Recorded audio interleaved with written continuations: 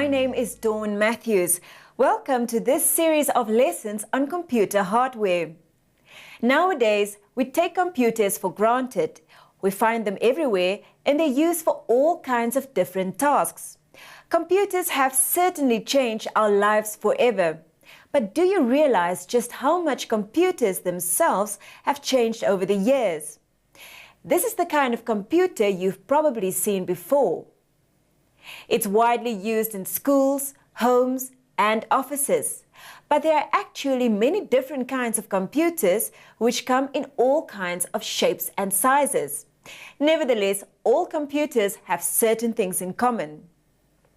In this series of lessons on computers and their hardware, we will start by looking at how much computers have changed over the years and how they continue to change. We will also investigate some of the things that all computers have in common. Finally, we will take a closer look at computer hardware.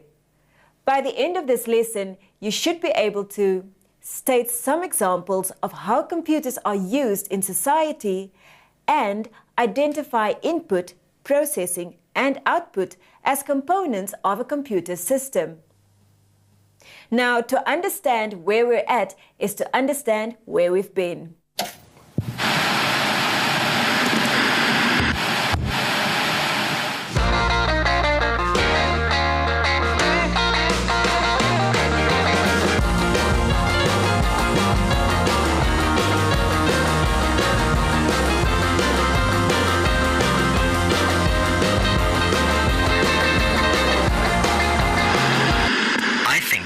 A world market for as many as 5 computers.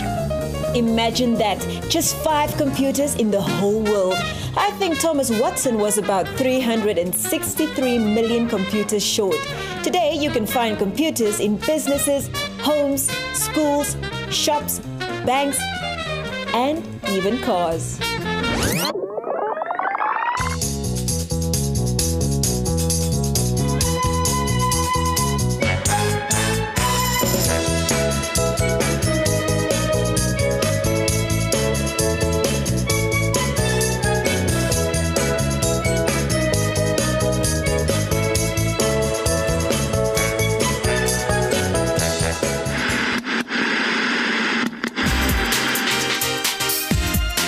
Computers in the future may weigh no more than 1.5 tons.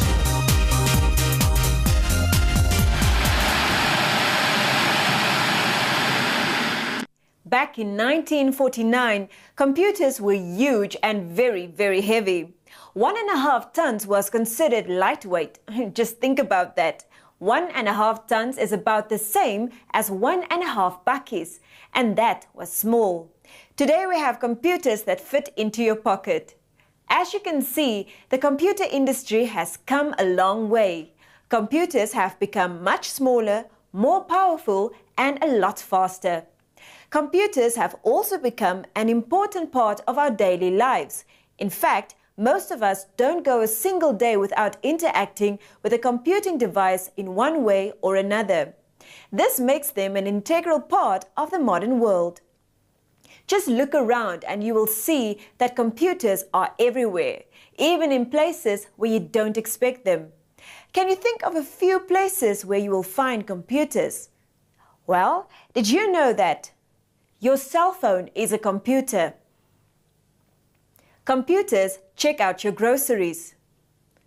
Computers give you money at an ATM.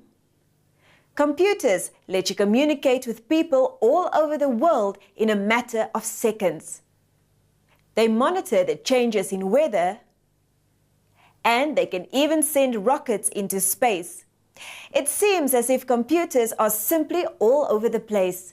But how often do we actually use computers during an average day? Well, let's meet up with Archie and Salai, who are out shopping, and see if you can spot all the places where computers impact on their shopping experience. I don't know, do you want something else?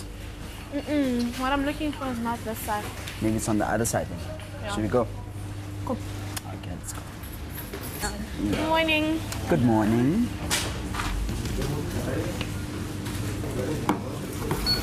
You know, Archie, I was just thinking, this year we're doing IT, right?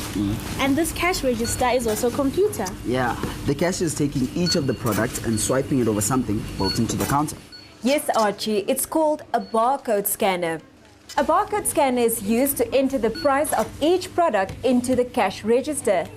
And if you look at the monitor screen behind the cashier, you will see that when the cashier swipes a product over the barcode scanner, the price and description of the product are automatically sent into the computer and then displayed on the screen. That is so quick. I mean, in some stores, the cashier still has to enter the price of each product into the cash register manually using a keypad.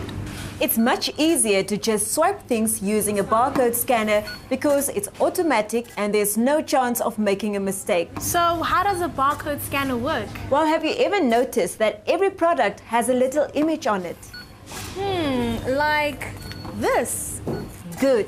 This is called a barcode and it contains information about the product.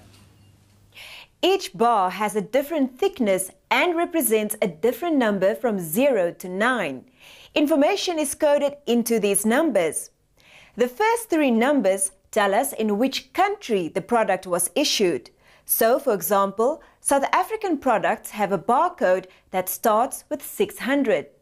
The next 4 numbers tell us who made the product, and the last 6 numbers are the specific product code assigned by the manufacturer. Because no 2 products have the same barcode, you can think of a barcode as a kind of electronic fingerprint. This can be used to identify a product. Now, when you swipe the barcode over a barcode scanner, the scanner reads the barcode, identifies the product, and then connects it to a name and a price stored inside the computer. That means when the barcode is scanned, the name and price of the product are entered directly into the computer. The process of entering data or instructions into the computer has a special name. Do you know what that is? Well, things are going in, so it must be something in or in something. Close, Archie. It's called input. Input is an important computer word. Every computer needs input or else it would have nothing to work with. You can input automatically, as one teller did with the barcode scanner, or manually, as you saw being done with a keypad. Input can be words, letters, numbers, barcodes, or pictures. In fact, any kind of data or instructions that is entered into a computer is called input. The thing that you use to enter the data or instructions into the computer is called an input device. A device is a piece of equipment designed to do a particular job. So, in a computer, the input device is any piece of equipment that is used to enter data or instructions. So in this case, the input device is the barcode scanner. Correct. And there are many different kinds of input devices. As you watch this lesson, keep your eyes peeled and see if you can spot some others.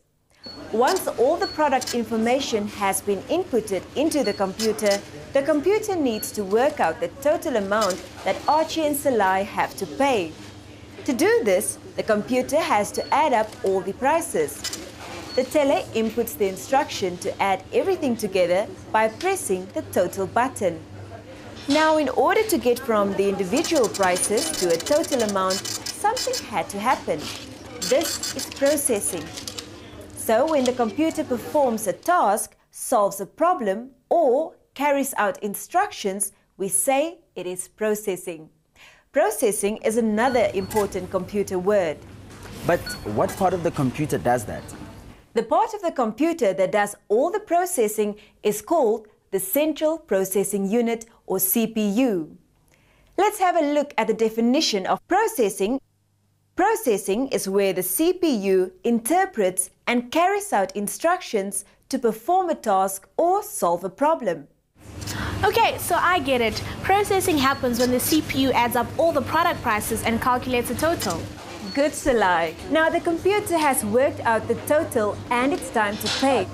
But how do you know how much you owe? That's easy. The total amount owing is displayed on the screen so we can see it. Good. Whenever the result of processing is displayed in whatever form, it's called output. Output is the next important computer word you need to remember.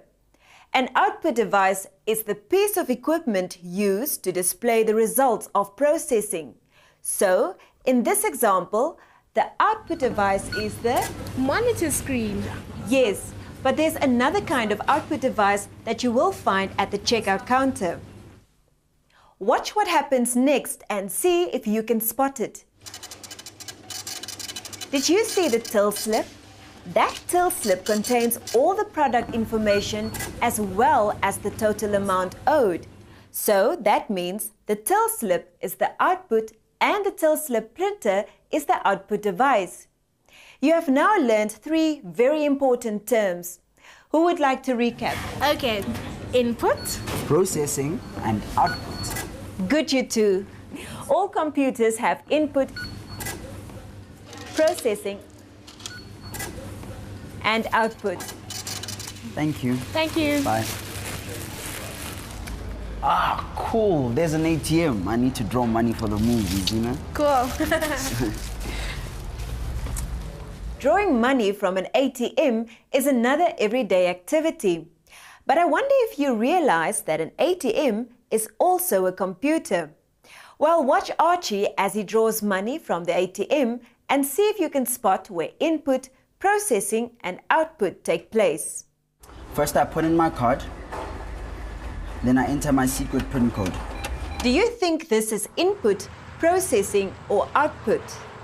Well, Archie's putting his PIN into the ATM, so that must be input. Transaction processing. And when you see transaction being processed on the screen, what is that? Well, the ATM is checking whether the PIN code and the ATM card match, so that must be processing. Good, Salai. Now the ATM has correctly matched the PIN code and the ATM card and it displays a welcome message. Is this input, processing or output? As the computer is processing the information according to its instructions and now it is displaying the result, it has to be output. Yes. And now Archie has told the ATM how much money he wants to draw. Watch and see how the concepts of input, processing and output continue until the transaction has been completed and Archie has his money. Did you see that when Archie chose how much money he wanted to draw, he was inputting? Transaction processing. When the ATM checked whether there was enough money in Archie's account, it was processing.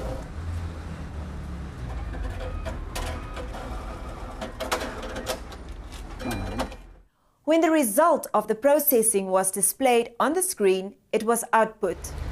So it's always input, processing and output. But did you notice that there were 2 kinds of output? The ATM displayed the results on the screen and also printed out a slip with all the details of the transaction. So just like with the cash register, this slip is also output. Now we can definitely say that computers affect our daily lives. So we saw that in 2 different situations, computers were used. Once when Archie and Salai went shopping, and again when Archie drew money from the ATM. Each time there was input, processing and output. But what about when we are using a desktop computer, like you have at school? Watch Salai as she works on a geography project on rainfall and see if you can identify where input, processing and output take place.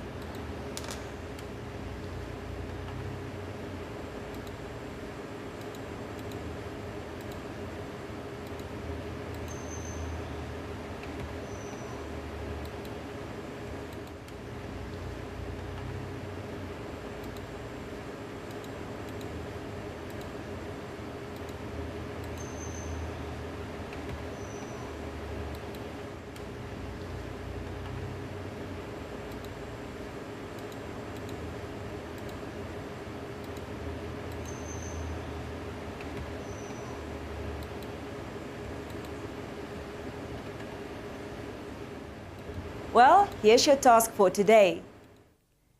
Write down a definition of input, processing and output.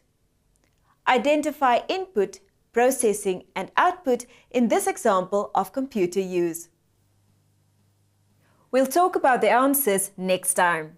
Thanks for joining me for this lesson and stay tuned to this exciting series on computer hardware. For more information, don't forget to check out our website. Till next time, bye-bye.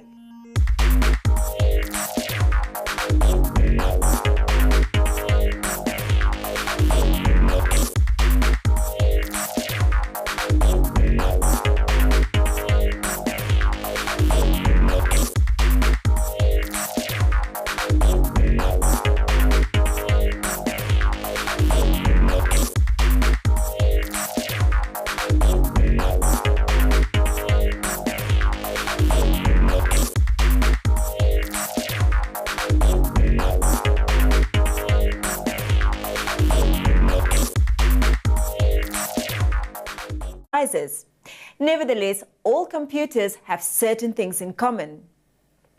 In this series of lessons on computers and their hardware, we will start by looking at how much computers have changed over the years and how they continue to change.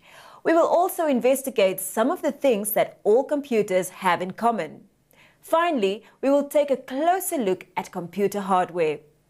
By the end of this lesson, you should be able to state some examples of how computers are used in society and identify input, processing, and output as components of a computer system. Now, to understand where we're at is to understand where we've been.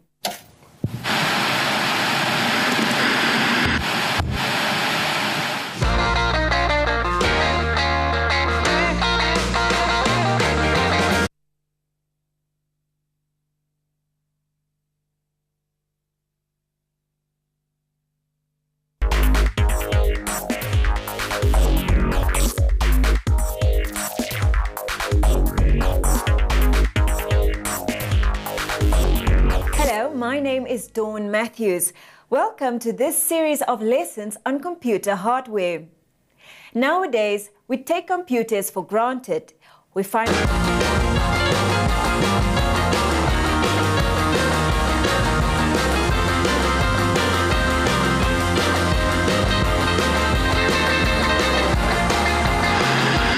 I think that there is a world market for as many as 5 computers.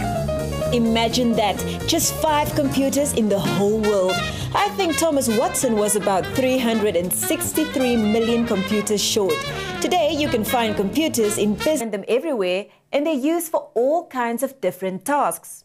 Computers have certainly changed our lives forever. But do you realize just how much computers themselves have changed over the years? This is the kind of computer you've probably seen before.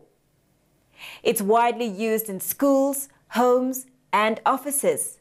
But there are actually many different kinds of computers which come in all kinds of shapes and sizes.